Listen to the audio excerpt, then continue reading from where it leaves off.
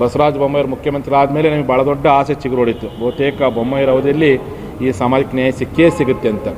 ಕಾರಣ ಪಾದಯಾತ್ರೆ ಶುರುವಾದಾಗ ರೂಲಿಂಗ್ ಪಾರ್ಟಿಗಿರ್ತಕ್ಕಂಥ ಯಾವ ಮಿನಿಸ್ಟ್ರು ಸಹ ಕೊಡಲಾರದಷ್ಟು ಬೆಂಬಲವನ್ನು ನಮ್ಮ ಬಸವರಾಜ ಬೊಮ್ಮಾಯಿಯವರು ಕೊಟ್ಟರು.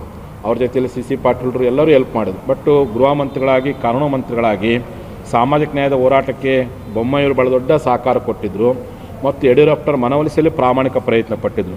ಹಾಗಾಗಿ ನಮಗೇನು ಬೊಮ್ಮಾಯಿಯವರು ಸಿ ಎಮ್ ಆಗ್ಯಾರಪ್ಪ ಅಂದರೆ ನಮ್ಮ ಆಸೆ ಇನ್ನೇನು ನಮ್ಮ ಕನಸು ನನಸಾಗತ್ತೆ ಅಂತೇಳಿ ಭಾಳ ದೊಡ್ಡ ನಿರೀಕ್ಷೆ ಇಟ್ಕೊಂಡಿದ್ವಿ. ಅವರು ಸಹ 2 ಬಾರಿ ನಮ್ಮನ್ನು ಬಂದು ಮಾತುಕತೆ ಮಾಡಿ ಸಮಯಾವಕಾಶವನ್ನು ಕೇಳಿದರು. ಒಂದಲ್ಲ ಎರಡಲ್ಲ 3 ಸಾರಿ ಸಮಯಾವಕಾಶ ಕೇಳಿದರು.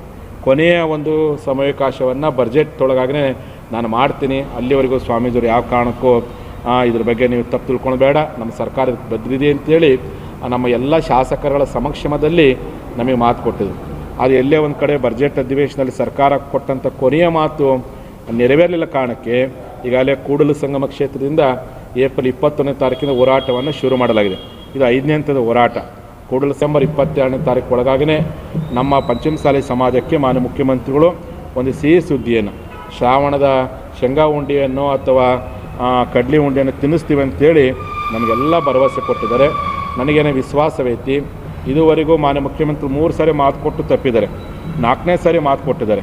ಯಾವ ಕಾರಣಕ್ಕೂ ತಪ್ಪಲ್ಲ ಅಂತ ನಾವೆಲ್ಲ ಅಂದ್ಕೊಂಡಿದ್ದೀನಿ. ಏನು 27ನೇ ತಾರೀಕು ನಡೆಯಬೇಕಾಗಿ 27ನೇ ತಾರೀಕು ನಡೆಯಬೇಕಂತ ಸತ್ಯಾಗ್ರಹವನ್ನು ಆಗಸ್ಟ್ 27ನೇ ತಾರೀಕು ಒಳಗಾಗೇ ನಮ್ಮ ಮುಂದೂಡಾಗಿದೆ. ಆ 22ನೇ ತಾರೀಕು ನನಗೆ ಖಂಡಿತವಾಗಿ ಮೀಸಲಾತಿ ಕೊಡ್ತಾರೆ ಅಂತ ವಿಶ್ವಾಸ ಐತಿ. ಅವತ್ತು ಮೀಸಲಾತಿ ಕೊಟ್ಟರೆ 23ಕ್ಕೆ ವಿಜಯೋತ್ಸವವನ್ನು ಸಿಗ್ಗಾವಲೆ ಮಾಡಬೇಕು ಅಂತ ವಿಚಾರ ಐತಿ. ಸರ್ಕಾರ ಕೊಟ್ಟಂಥ ಮಾತನ್ನು ಯಾವ ಕಾರಣಕ್ಕೆ ಈ ಸರ್ ತಪ್ಪಬಾರ್ದು ಅನ್ನೋ ಕಾರಣಕ್ಕೆ ಧಾರವಾಡ ಜಿಲ್ಲೆಯಲ್ಲಿ ಮತ್ತೆ ಹೋರಾಟವನ್ನು ಶುರು ಮಾಡಲಾಗಿದೆ.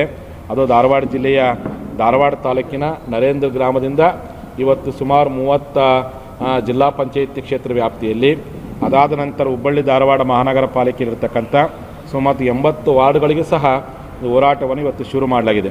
ಕಾರಣ ಮತ್ತೆ ಎಲ್ಲಿ ಸರ್ಕಾರ ಯಾವ್ದಾರು ನೆಪ ಹೇಳ್ಕೊಂಡು ಮತ್ತೆ ಮೈ ಮರಿಬಾರ್ದು, ಇದೊಂದು ಕೊನೆಯ ಅವಕಾಶವನ್ನು ಸರ್ಕಾರ ಕೇಳಿದೆ. ಈ ಹಿನ್ನೆಲೆ ಹೋರಾಟ ನಿರಂತರ.